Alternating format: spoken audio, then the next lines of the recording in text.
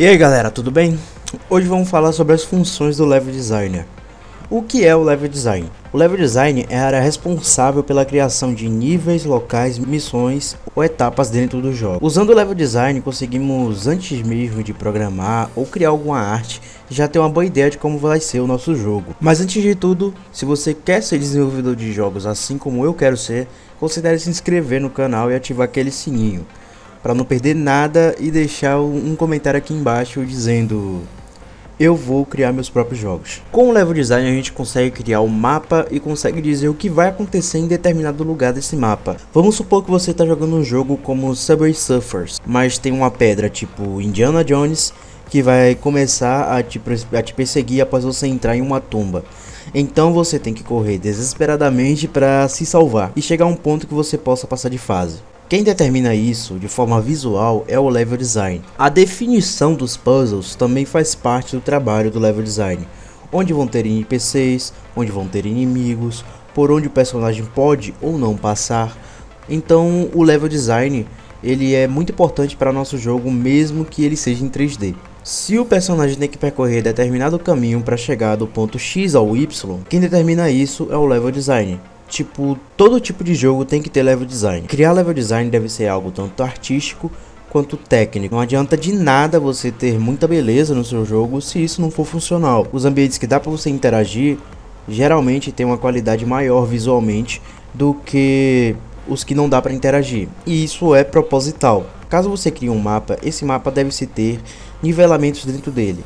Um bom exemplo disso é o Cyberpunk 2077. No mapa tem muitas divisões niveladas e baseadas por níveis, assim como tem também no The Division 2, que o mapa é literalmente dividido por níveis. Como você pode ser um bom level design?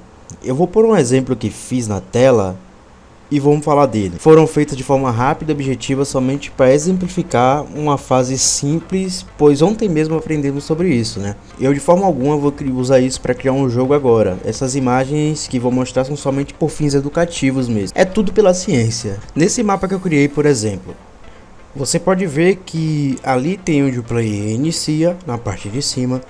Tem uma subida que ele pega inimigos mais fortes, que ali é um inimigo, um tenente, dois tenentes e dois tenentes para chegar no boss, que lá o boss tem um boss, tem um tenente e tem dois inimigos normais, né? Esses aqui são iguais a esses aqui, ó.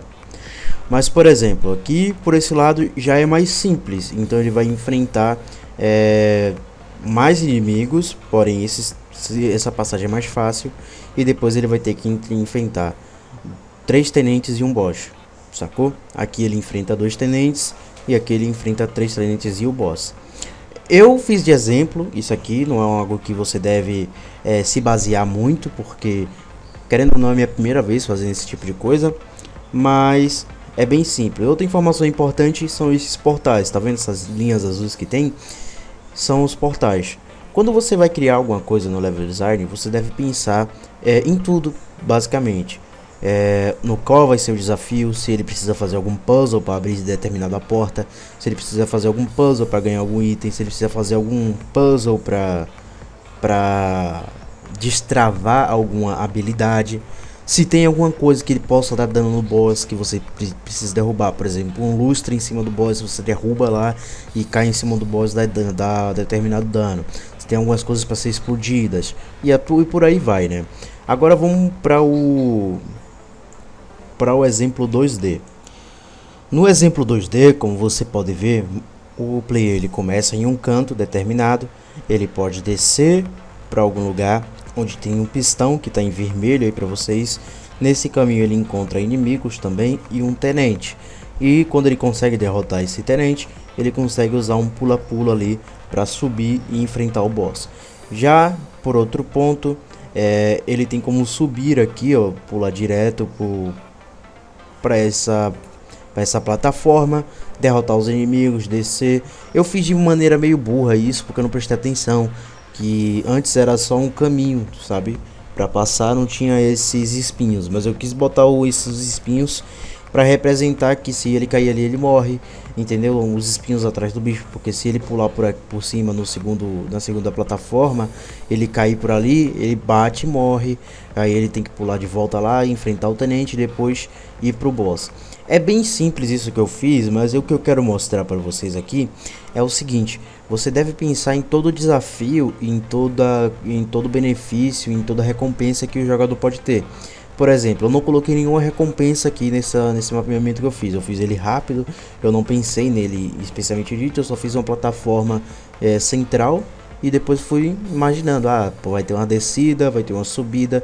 Não foi algo feito pensado especificamente para criar um jogo. Foi algo feito mais para exemplificar para vocês aqui como é que tá funcionando tudo, como é que pode funcionar isso tudo, entendeu? Basicamente foi essa forma que eu entendi que tudo tá funcionando, né? Que funciona. Mas é isso, galera. Vocês gostaram do vídeo? Aprendeu algo sobre o universo de desenvolvimento de jogos hoje? Eu espero que sim. Caso queira dar uma força no crescimento desse canal, se inscreva e comente aqui embaixo o que você está achando ou aprendeu com o vídeo. Espero muito que vocês tenham gostado desse vídeo real. Até a próxima.